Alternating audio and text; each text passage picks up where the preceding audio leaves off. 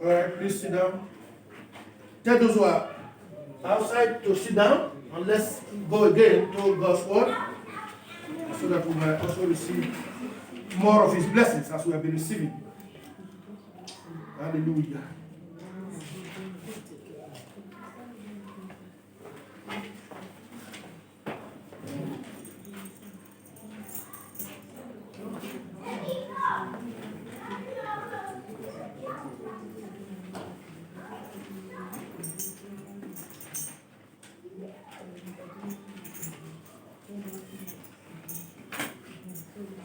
Who is making us there?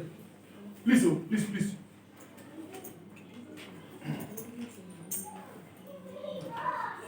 As you sit down, please take your mask on while I remove my own, because I have to be talking now directly from here.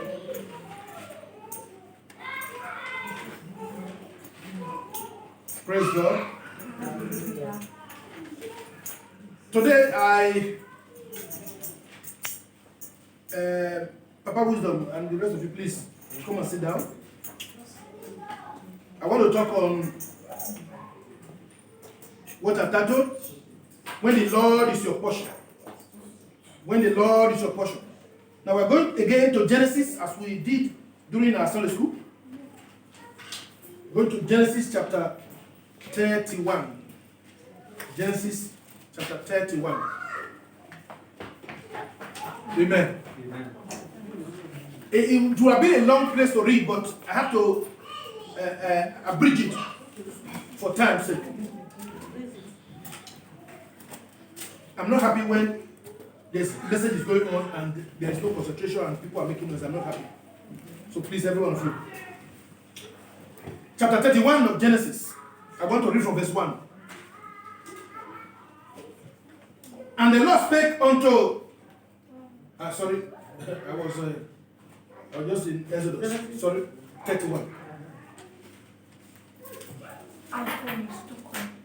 31. Are you there? From verse 1. And he heard the words of Laban's son, saying, Jacob had taken away all that was our father's, and of that which was our father's had he gotten all his glory. 2. And Jacob beheld the countenance of Laban, and behold, it was not towards him as before, or as usual. And the Lord said unto Jacob, Return unto the land of thy fathers, and to the kindred, and I will be with thee. And Jacob sent and called Rachel and Leah to the field unto his flock, and said unto them, I see your father's countenance, that it is not toward me as before, but the God of my father had been with me. Verse 6. And ye know that with all my power I have served your father, and your father hath deceived me and changed my wages 10 times. But God suffered him not to hurt me. 8. And if he said, Thoughts, the speckled shall be thy wages, then all the entire cattle speckled. And if he said, Thoughts, the ring straight shall be thy hire, then bear all the cattle ringed straight. 9. Thus God has taken away the cattle of your father and given them to me. And it came to pass at the time that the cattle conceived, that I lifted up my eyes and saw in a dream, and behold, the rams which leaped upon the cattle, every streak, speckled and glitched.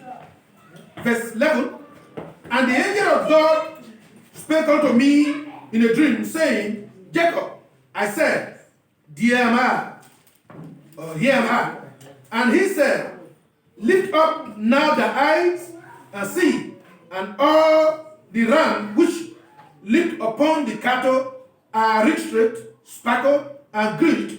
For I have seen all that Laban's doeth unto thee. 13. And I am the God of Bethel, where thou anointed the pillar, and where thou vowed a vow unto me. Now arise, get thee out from this land, and return unto the land of thy kindred. May God bless his word into our hearts, in Jesus' name. Amen. I said in Jesus' name. Amen. All right, praise God. Now, as I've said, please, everybody now sit down quietly, that I want to talk about what I've titled, When the Lord is your portion. Can we say that together? Are we sick? I said, when the Lord is your portion. Say that. When the Lord is your portion. Okay, now you are talking to me now. So, then talk to yourself. When the Lord is my portion. When the Lord is my portion. Okay, praise God. Hallelujah. Now, it is a sentence, it's a phrase. It is not a complete, it doesn't make a complete sense, but if you understand, you will know that it makes a complete sense. Amen? And I'm trying to make sure that this very phrase make a complete sense. When the Lord is your portion, what happened? When the Lord is your portion, what happened? Yeah, I remember when I was younger, my father, especially when he newly married my stepmother,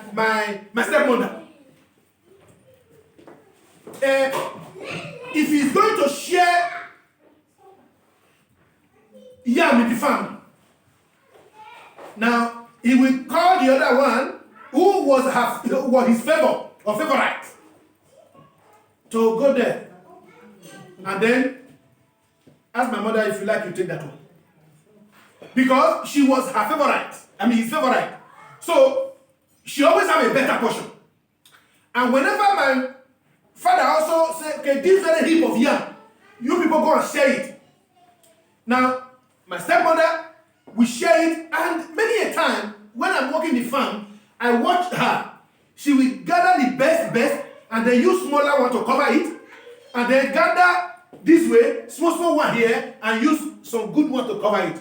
I will say, Mama was away, as you used to call it, say, that is your own. Now, she was having authority as if she was the eldest now, or the senior, or the first. Why? Because with my father, she was having a special portion. Are you with me? Because from my father, she was having a special portion. And so that portion now became a kind of encouragement and boldness and strength to her. That she kind of misbehaved somehow. God help us in Jesus' name. So when the Lord is your portion, what happened?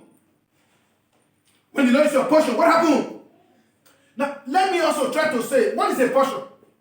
A portion is something, or a part of something, or somebody, or anything that is being allocated for you. I hope you understand. Now, if you look at car park, there are places you just see, they'll say reserved. Or they'll say, Italy will say privato. I think here we say privat. Okay, privat. But Italy will say privato. So, that very place is a portion belonging to that man. Some of them will even put their plate number. So, it means that is my portion. Allocated to me. It is reserved for me. If any other car happens to be there, and the owner of that portion is coming, and the other person who mistakenly parked there we have to come and remove it because it was his portion. Now, it makes him special. That place is a special place for the man or for the person. Can we say amen? So, in other words, if the Lord is your portion, what happened? If the Lord is your portion, many things happen. But let's say, if the Lord is your portion, you are a special breed. You understand that? If the Lord is your portion, you are a special person. Why? Because you are specially reserved.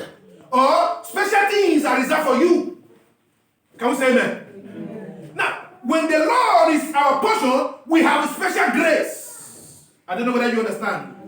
When the Lord is your portion, you have special grace.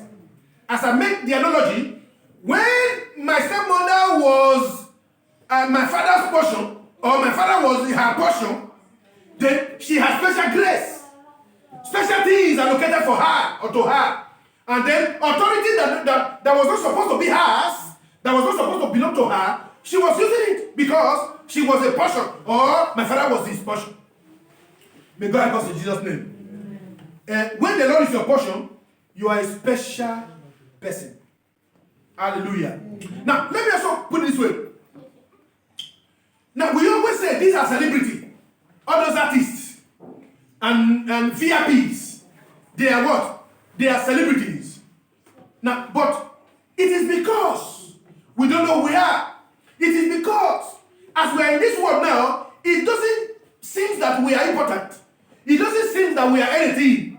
But I want you to know, to God, we are what? Celebrities. I don't know whether you understand. In the sight of God, we are what? Celebrity. Even if Jesus said, or the Bible says, that when he shall appear, we shall be like him. You understand what I mean? Jesus, the word of God says, when Jesus shall appear, we shall be like him. Now, who is Jesus? The special Son of God. The first Son of God. We are now the sons and daughters of God, but he is the first son. He is our senior brother. He is our elder brother.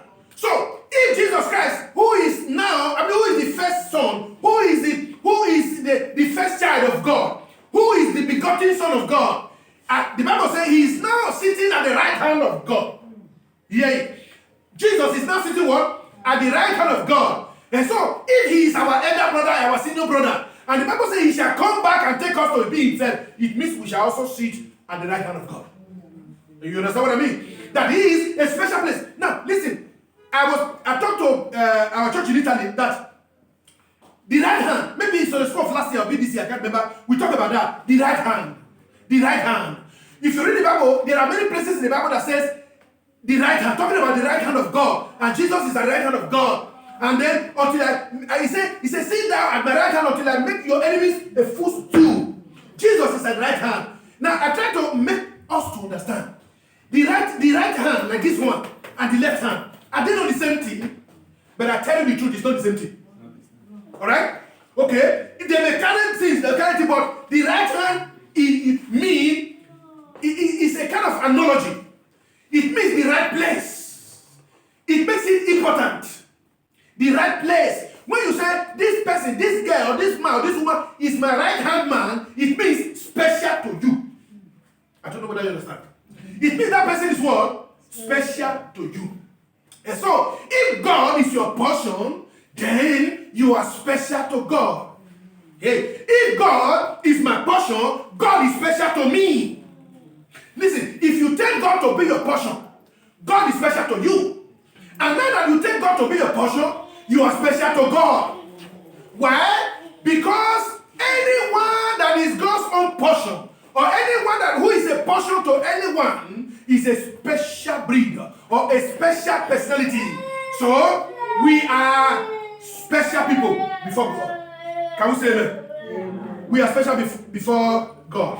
Now, God allocated himself for the Israelites, to the children of Israel. God allocated themselves. Please better say that now. God allocated themselves to them. Now, anywhere you go in the world, we know that the Israelites belong to God. I don't know whether you understand. Anywhere you hear it, even the unbelievers, even the hardened Muslims, know that Israel belonged to God. I don't know whether you understand. They know that Israel belonged to God. Don't you even know that Israel belonged to God? Now, the Bible says that earlier we were enemies of God. We were far away. We were strangers. But because of Israel, we have been engrafted into the commonwealth of Israel. That is to say, through Israel, we are now connected to God. So we were no longer people. We were not important. But because of Israelite, we are now people of God. Amen?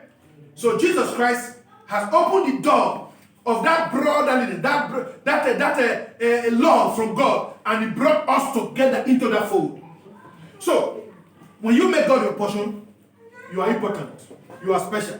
Even though the world may not see you important, even though the world may not see you special, even though you yourself, are you with me? Even though you yourself may look at you, you may not see anything as if you are important. Forget about that. It is not a thing of pride, but it's a thing of mentality. It's a thing that is already in there. Even if you are not seeing it, we are important people in the sight of God. And so God allocated the children of Israel for Himself, the children of Israel also allocated themselves for God. Now that you are a child of God, saved by grace, through faith in His word, you are a portion of God's own portion. And God is our own portion. And when God made the children of Israel His own portion, He called them the apple of His eye. Are you there? Now, if you open your eye very wide now, you see that black thing that is in your eye, the apple of your eye. Now, if I'm bringing my finger to touch it, hear me, except you are there, you will never allow me to touch it. Is that true? Open your eye now. I want to touch that very dark something in your eye. You will not wait for me to do. You must blink your eye. Why? Because that very eye is important to you. So when God says, I am the apple of your eyes, or you are the apple of my eyes, in other words, you are special to me. I will not allow anything to touch you anyhow. Because I will blink my eye. In other words, I will defend you. You don't understand? Say, I will defend you. Say to yourself, God is defending me. God is defending me. Say, God is defending me. God is defending me. Praise God. Now, when you make God your portion, what happens? When you make God your portion, what happens? Now, you will find it hard to be afraid of others or what other people fear. You will find it difficult to fear what others fear. You hear that? When you make God your portion, it will be difficult for you to be afraid. We know that humanly, there are human fear, okay? But because you know whose you are, I mean, who you belong, because you know, because that you are a portion of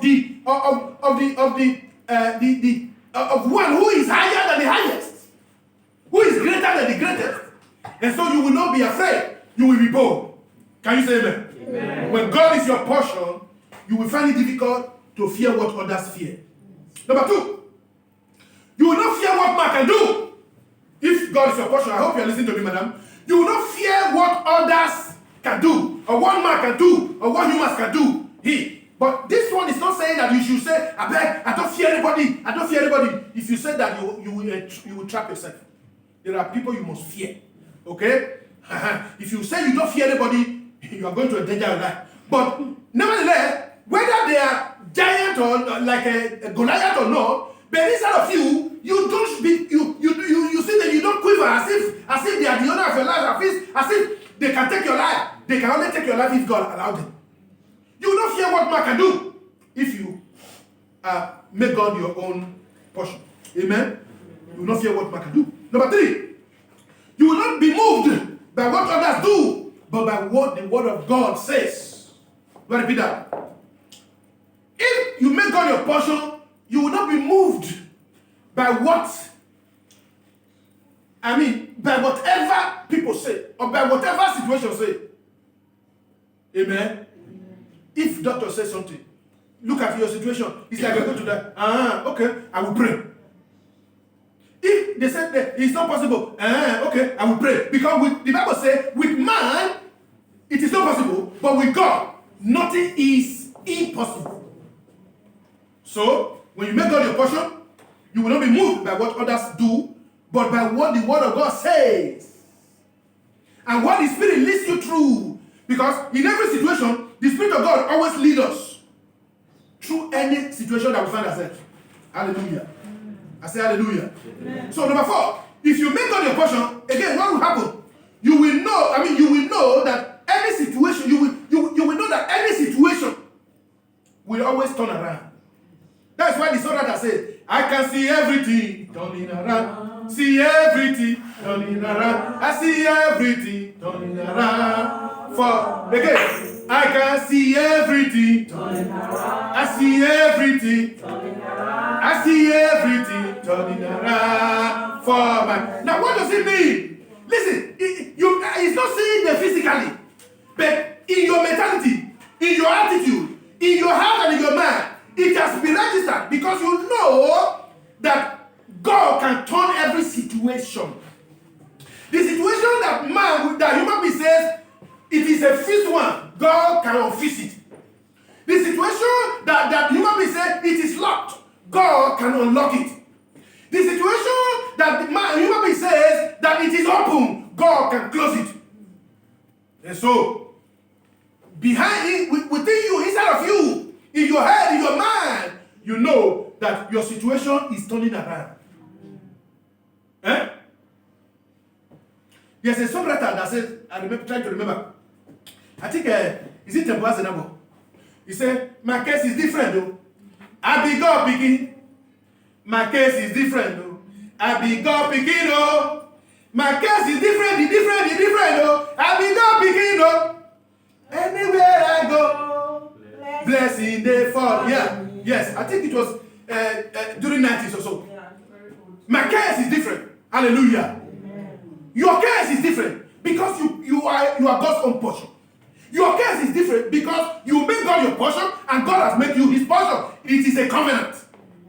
Can the child of God say amen? Amen. So when you know that God can always turn every situation around for you, and so till the end of time, till the end of your life, and so you will not be afraid because God is your portion. I said God is your portion. Amen. Now look at what Jesus said. Our Lord Jesus Christ said in the book of Luke, chapter 12, verse 7 and verse 4 and 7. What did he say? He said, and I say unto you, my friends. You see, Jesus called his people, those who believe in him, friends, not servants, friends. Friends. He said, be not afraid of them that can kill the body. And after they have no more power, that there are no more that they can do. But I will forewarn or show you whom you shall fear. He said, fear him who, after killing your body, also have power to cast you into hell. He said, yes, I say, fear him. He said, are not 5 sparrows sold for 2 farthings, and not one of them is forgotten before God? But he said, but even the very hair of your head are numbered. Fear not. Therefore, you are of more value than many sparrows. Hallelujah. See, when you make God your portion, you have higher value.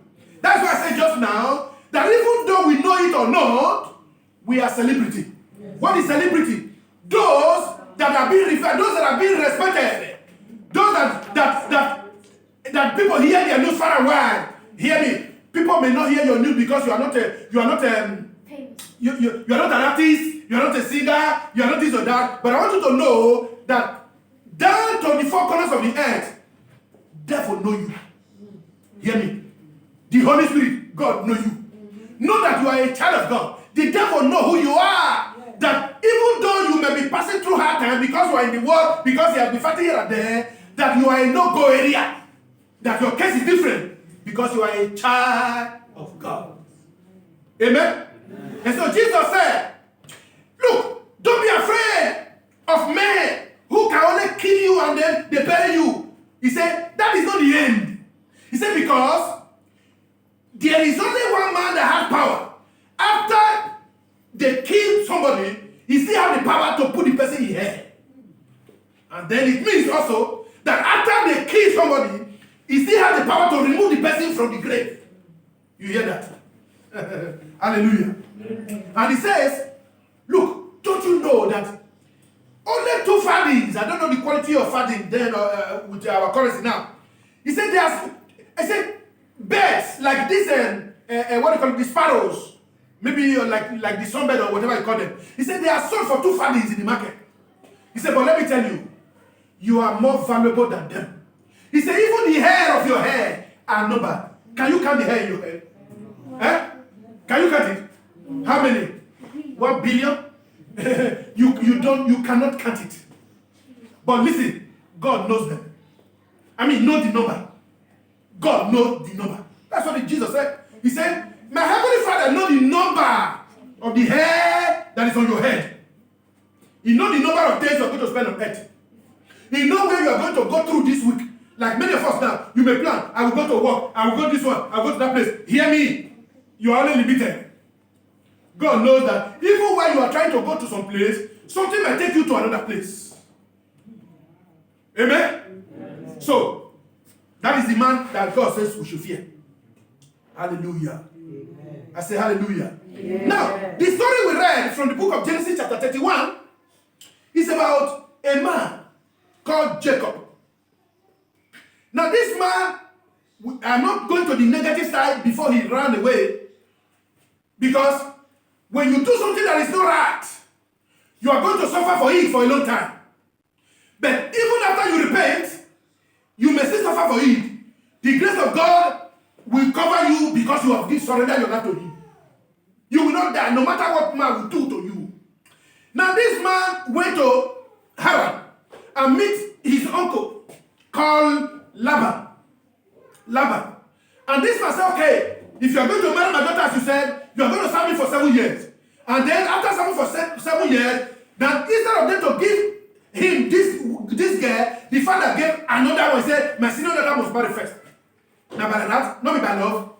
And so the man said, okay, I will also serve for that, for 3 years. According to what we read now, the man said, you have tricked me for 10 times. 7 times. After saying this one, you will change it. After saying this one, you will change it. And then what happened? God came one night and revealed to him. He said, look at what I am doing for you. Now, normally when 2 animals mate, they'll give birth.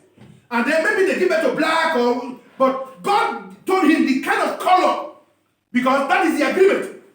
The one that has this spot will be for you. And so God turned it around against Laban, who was being wicked to Jacob, because of the favor that he has given, the agreement of favor that he has given to Jacob. That almost every of the animals were giving birth to the type that Jacob would take. And so at the end, Laban was annoyed. And when Jacob discovered that this man was now annoyed, one night God said, Jacob, take your wives, take your children, take your property, and leave here now. Go to your place. Can we say amen? Amen. When the enemy is bringing some hula baloo or problem, wahala, difficulties to threaten you, God will take you to your original place. God will take you to your allocated place. God will take you to where He has designed for you. Because where you are now, where there is problem, where there is suffering, is not where He has designed for you. I mean, that very period, that very time that you are passing through is not what God has designed for you. Even if you may be looking at it and say, okay, am I going to die in this situation? God is saying, no, you will not die in this situation. Am I going to remain like this, poor and remain like this, with problem? God is saying, no, I will change it for you. No matter the people or the powers behind it. Can we say amen? Amen. And so, Laban, Jacob's uncle, was used by the enemy to frustrate the life of Jacob. To cause him to be afraid or fear. To cause him headache. To cause him regret. And cause him to die in that condition. That was the plan of the enemy in the life of Jacob. But because of his unwavering faith in God, he kept on trusting God and hoping for the better. Take note of this. He kept on trusting God. Say to yourself, I will keep trusting God. I will keep trusting God. Say it loud. Say, I will keep trusting God. I will keep trusting God. I will keep hoping on Him. I will keep hoping on Him. I will keep following Him. I will keep following Him until my miracle comes. until my miracle comes. Can we say amen to that? Amen. No matter the years Jacob was working for Laban. And Laban was tricking him, manipulating him. He kept trusting God. He kept hoping on God. He kept following him. And not only that, look at it. He kept doing the right thing. Are you with me? He didn't say, because this man is manipulating me, I will steal his animal. I will destroy some of them. I will not walk again. No. Jacob continued to walk with the whole of his heart. Jacob continued to walk with a pure heart. Jacob continued to be faithful. Continued to do the right thing. Continued to serve with the whole of his heart, with the whole of his mind. Until this day, to the very day, God came and said, now is the day. Now is the day that all that the enemy has been doing, I have seen it, I have heard it, and then God began to turn it, every situation, manipulations of a Laban, just like the counsel of Ahithophel. He turned them and then make it to be a blessing for Jacob. Can we say amen? Amen. All that the enemy is planning against you, they will turn out to be for good. Amen. God will use them as a stepping stone for your miracle. Amen. Hear me? All you need to do is to keep trusting God. Is to keep hoping God. And again, is to keep doing the right thing. Very essential. Jacob did not manipulate. He kept doing the right thing. He had made that mistake of manipulation at the early time. He has repented. He has surrendered his life to God. He has surrendered his life to Christ. But now, he wants to do it right. He does not want to be on the wrong path now again. And even though this uncle, even though this man, this enemy, this man that the enemy was using to frustrate his life, Laban. But Jacob didn't turn against God. Amen? Eventually, it happened because God was working behind the scene for his good. Hear me? God is doing something behind the scene for your good. You know what's called behind the scene? Now, as you are looking at me right now, this is a scene. Are you here? This is a scene, as you are seeing me right now. Now, but behind the curtain, you don't know what's happening.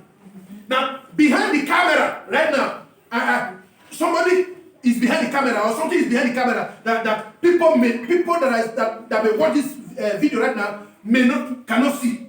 But behind there, God is doing something. Now, it may be like this arena or this scene. It is not fine. It is not beautiful. It is always dirty. It is always hard. But behind the scene, God is planning something better.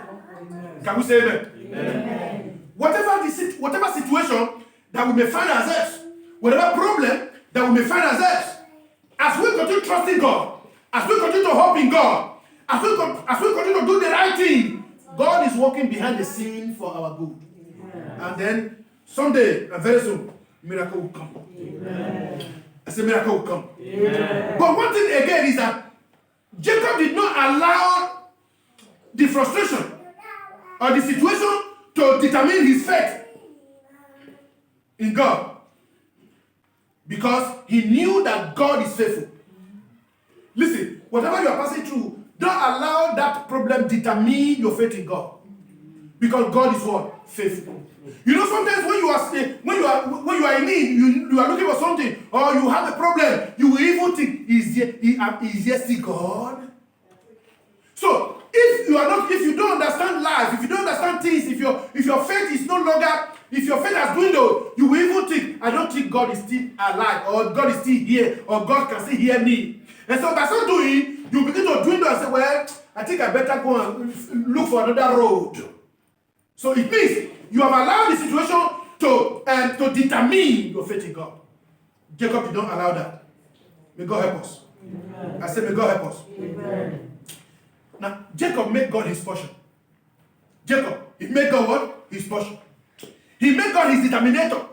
Or the one who determines what happens to him. Are you there with me?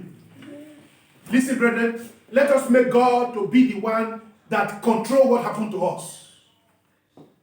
Amen? Amen? As I always say, if you are going to die, die in God. If you are going to live, live in God. The Bible says the just shall live by faith.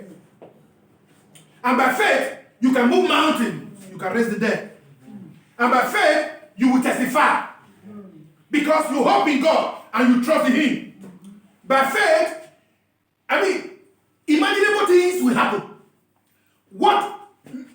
is not possible can be possible. Can we say amen to that? Amen. So, the faith of Jacob in God was his compass. You know what's called compass? Compass is like a map, atlas, that traces. It's like a navigator.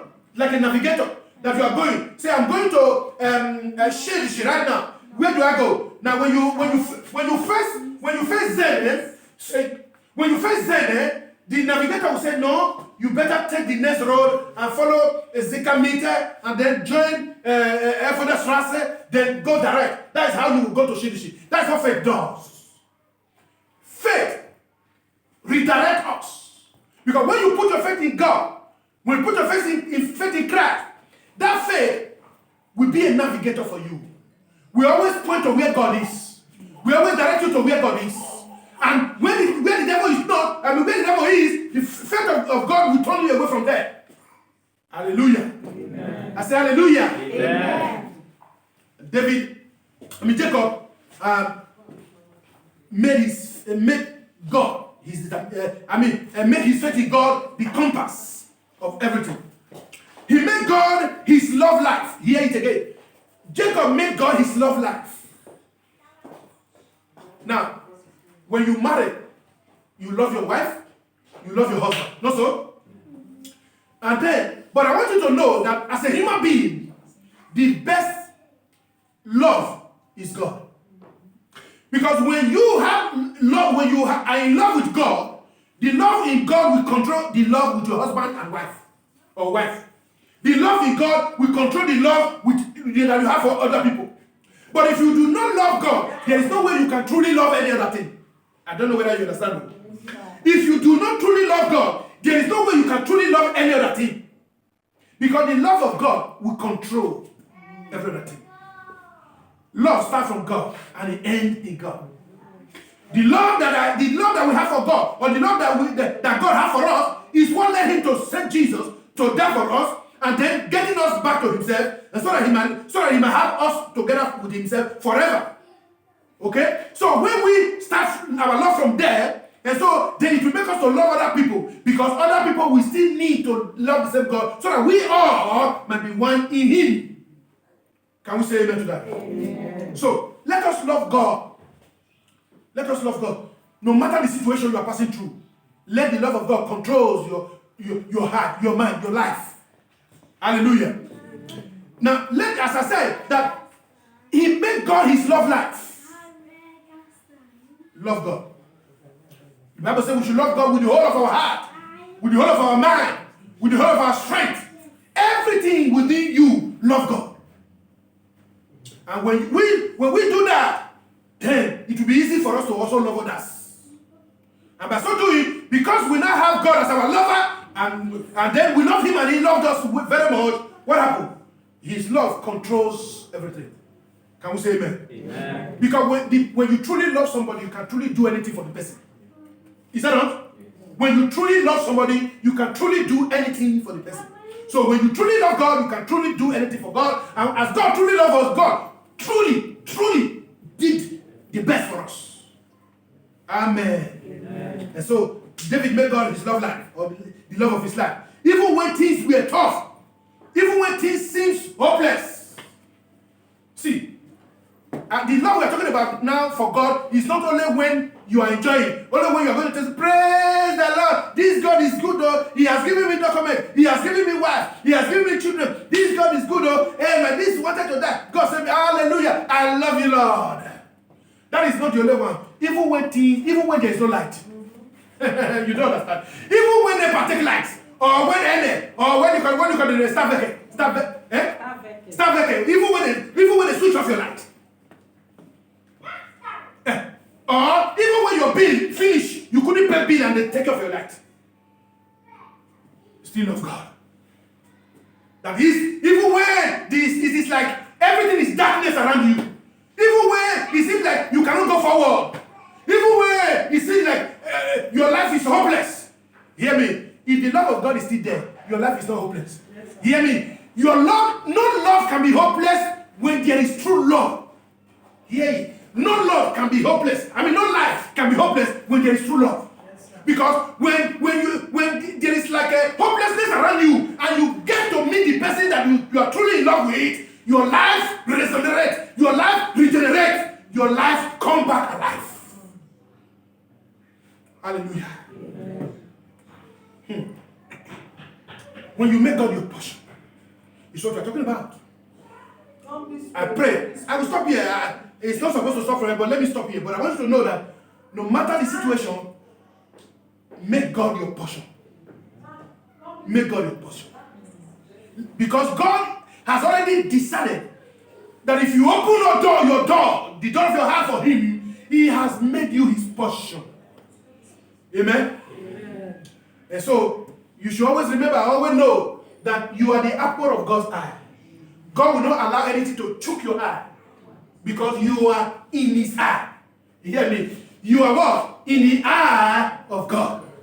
Hear me? You are now a part of God. Hear me? You belong to God. Say to yourself, I belong to God. I belong to God. There's a song that says, I am wonderfully made. There's a song that says that. No. I belong to God. I resemble Him. Resemble God. I belong to Him. Okay, so we are wonderfully made. We resemble God. We are now in God. We are not part of God. Hear me? If this is my buttock. Now, if I'm facing this side, somebody choke my buttock, it will pay me here, not so? Because this one is also part of me. This is my leg. But somebody choke me here. Hey, my leg will also short here. Because it's a part of me. So this is God. And you are attached to God. And so God will not allow something to choke you because He will feel it. God is feeling for me. God is feeling for you. I belong to God. You belong to God. Say to yourself, I belong to God. I belong to God. I am a part of God. I'm a part of God. And God is a part of me. God is a part of He will not allow anything to choke me. He will not allow anything to choke. Hallelujah. I say hallelujah. Amen. Say from today I will make God my portion. From today I will make God my portion. Stop it. From today I will make God my portion. From today I will make God my portion. Because I now know Because I now know God has made me His portion. God has made me His portion. Let us stand. Hallelujah. Let us stand. Who I say Baba oh? Who I say Abuyime? Hallelujah. Who I say? Who I say? Oh. Who I say Baba? Yes, who I say oh? Who I say Baba? Sing it with me. Hallelujah. Who I say Abuyime. Abuyime oh. Who I say Baba? Hey Baba.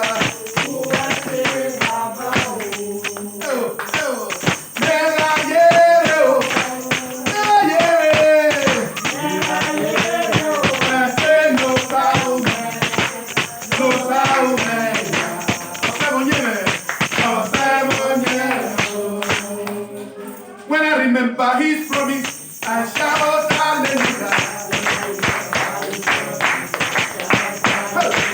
When I remember His promises, I shout hallelujah. When I remember His promises, I shout hallelujah. You understand? When I remember what God promised me, when I remember His goodness for my life, I will always shout hallelujah. When I remember His promises, I shout hallelujah. When I remember His promises, I shout hallelujah.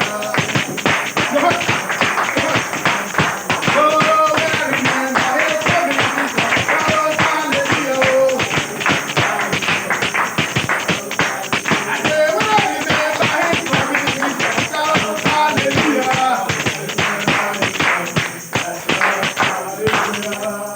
Praise the Lord. I said, praise the Lord. God is a good God. Thank you, Lord. You are our portion. Because you have made us your portion. Thank you, Father. Because we belong to you. We are wonderfully made. We are strategically made for a purpose. Thank you, Lord. Whatever it is that the enemy have done or want to do, he is already a failure. Because we serve a living God. We serve the Almighty.